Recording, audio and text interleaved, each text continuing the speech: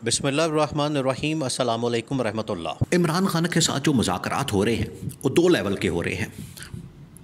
मुज़ाकरात इमरान खान के साथ देखिए, आखिरकार ताकतवर आदमी वही होता है जो मुज़ाकरात के साथ अपने आप को मनवा लेता है। और इमरान खान के साथ जो आज मुज़ाकरात खुले हुए हैं मुख्तलिफ़ लेवल्स के ऊपर, ये इस बात का सबूत है कि आज अगर पाकिस्तान में कोई ताकतवर शख्स है या ताकतवर लीडर है या ताकतवर सियासतदान है, वो इमरान खान है। कि पूरी की पूरी गवर्नमेंट जिनके अंदर इतनी इत्तेहादी जमातें हैं, नून लीग उसमें शामिल है, पीपल्स पार्टी उसमें शामिल है, MKM उसमें शामिल है, काफ लीग है, IPP है और पता नहीं कौन कौन सी जमात उसके अंदर शामिल है। तमाम की तमाम पॉलिटिकल पार्टीज़ वो PTI या इमरान खान की बनाई गई कमेटी के सामने मुज़ाकरात के लिए बैठे होते हैं। दूसरी जानिब army chief general Asim Munir की मुलाकात होती है PTI के चेयरमैन बैरिस्टर गौहर खान के साथ। ये जो मुलाकात होती है इसमें सिर्फ आर्मी चीफ मौजूद नहीं होते, ये बात आपने जहन में रखनी है। इस मुलाकात के अंदर आर्मी चीफ के साथ और टॉप मिलिट्री कमान भी होती है और इस मुलाकात के अंदर PTI की जानिब से बैरिस्टर गौहर खान और अली अमीन गंडापुर और वहाँ पर बैरिस्टर सैफ, 2-3 और लोग शामिल होते हैं। तो पूरा एक कमेटी पर मुश्तमिल ये डायलॉग होता है और वहाँ पर भी मुलाकात में टॉप मिलिट्री कमान होती है और PTI की भी टॉप लीडरशिप होती है। तो दोनों के दरमियान ये मुलाकात होती है। अब इस मुलाकात के मुतालिक जो दो लेवल के ऊपर मुज़ाकरात हो रहे हैं, इस पर बड़ा बयानिया बनाया जा रहा है, बड़ा इसके ऊपर शोर किया जा रहा है। और शोर करने वाला, बयानिया बनाने वाला, आपको पता है पाकिस्तान के अंदर एक इदारा काम करता है, वो है जंग जियो ग्रुप। जियो जंग ग्रुप के अंदर एक रिपोर्ट पब्लिश होती है, रिपोर्ट से आया होती है। कौन करता है? वो ही इस्टेब्लिशमेंट के लोग उसमें करवाते हैं और अंसार अब्बासी के ज़रिए से ये हमेशा रिपोर्ट पब्लिश करवाई जाती है। उसने रिपोर्ट पब्लिश की, इन सारे मुज़ाकरात की कहानी उसने बयान करती है। अब मुज़ाकरात की जो कहानी बयान की है, असल में तो वो मैसेज यहाँ से ये दिया जा रहा है कि निकलना नुकलना कुछ नहीं, इमरान खान को रिलीफ कोई नहीं मिलना। इमरान खान अगर इससे यहाँ से रिलीफ ले लेगा तो ये बड़ी गनीमत होगी, लेकिन मिलना कुछ नहीं। और ये मुज़ाकरात सिर्फ टाइम पास करने के लिए किए जा रहे हैं। और अगर इमरान खान ने कोई उम्मीद लगाई है तो इमरान खान को ऐसे कोई फ़ायदा नहीं मिलने वाला। यहाँ से ये मैसेज कन्वे किया गया है इस रिपोर्ट के ज़रिए से, जो कि जंग जियो ग्रुप के अंदर शाया की गई है, पब्लिश की गई है। लेकिन हक़ाइक़ उसके बिल्कुल उलट है। ये तो क्योंकि एक प्रोपेगेंडा किया जाता है, एक बयानिया बनाया जाता है, एक नैरेटिव बनाया जाता है, लेकिन हकीकत उसके उलट होती है। हकीकत ये है कि जो टॉप मिलिट्री कमान ने मुलाकात की है इमरान खान के साथ, तो उसके बाद जो टॉप मिलिट्री कमान के अंदर इस वक्त डिस्कशन है वो हुई है। ऐसा तो नहीं हो सकता कि अगर गवर्नमेंट मुलाकात करती है तो गवर्नमेंट आपस में बात ना करे। गवर्नमेंट ने भी जब मुलाकात की तो उसके बाद उन्होंने शहबाज शरीफ ने जाके ब्रीफिंग दी। पहले कमेटी ने ब्रीफिंग दी शहबाज शरीफ को, शहबाज शरीफ ने जाके ब्रीफिंग दी अपने लीडर नवाज शरीफ को।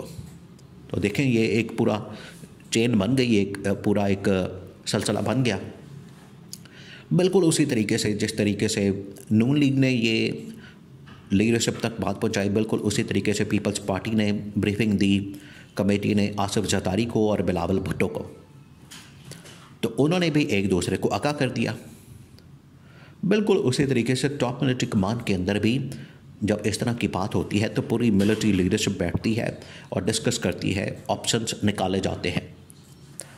अब जब ये मुलाकात होती है तो PTI ने जब अपनी डिमांड्स रखी कि PTI की डिमांड्स ना उसमें कोई इस्टेब्लिशमेंट के ऊपर हमला है, ना हम इस्टेब्लिशमेंट के साथ कोई लड़ाई झगड़ा करना चाहते हैं, ना हम इस्टेब्लिशमेंट के साथ कोई लड़ना चाहते हैं, ना इस्टेब्लिशमेंट के साथ हम कोई फड्डा करना चाहते हैं, ना इस्टेब्लिशमेंट के साथ हम कोई झगड़ा करना चाहते हैं।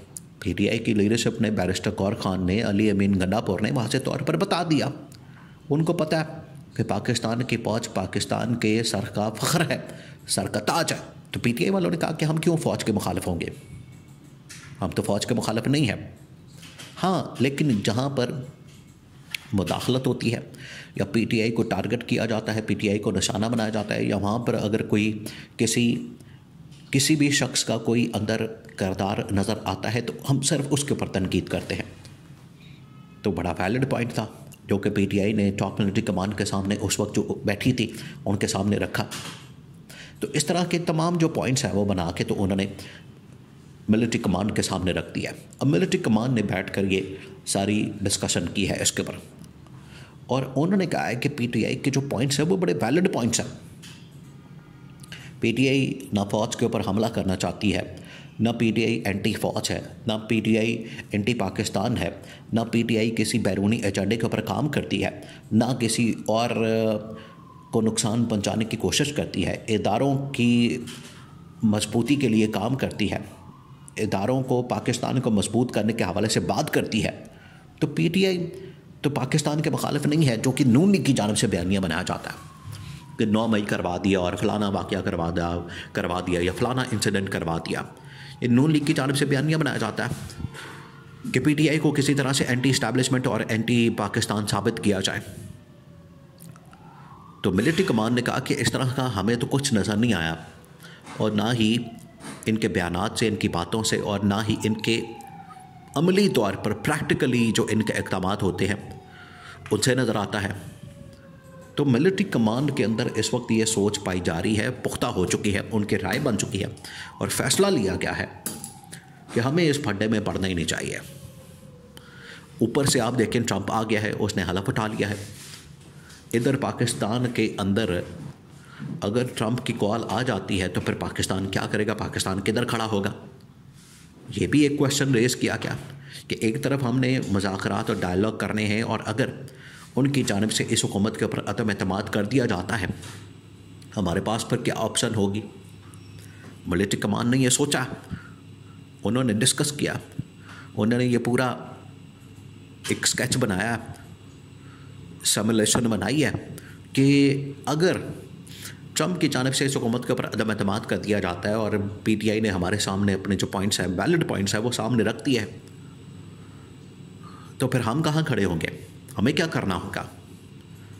इस वजह से टॉप मिलिट्री कमांड इस वक्त जो वहाँ पर लीडरशिप मौजूद थी और बाद में जिनको एतमाद में भी लिया गया मिलिट्री की कमांड को, उन्होंने कहा है कि हमें ऑप्शन रखना चाहिए और तमाम जो अंडे होते हैं एक टोकरी में नहीं डालने चाहिए, हमें ऑप्शन रखनी चाहिए। अगर किसी वक्त नून लीग वाले बिफर जाते हैं, माथे पर आंखें रख लेते हैं और इनकी जानिब से यू टर्न ले लिया जाता है और ये एंटी इस्टेब्लिशमेंट हो जाते हैं, तो कम से कम हमारे पास ऑप्शन हो।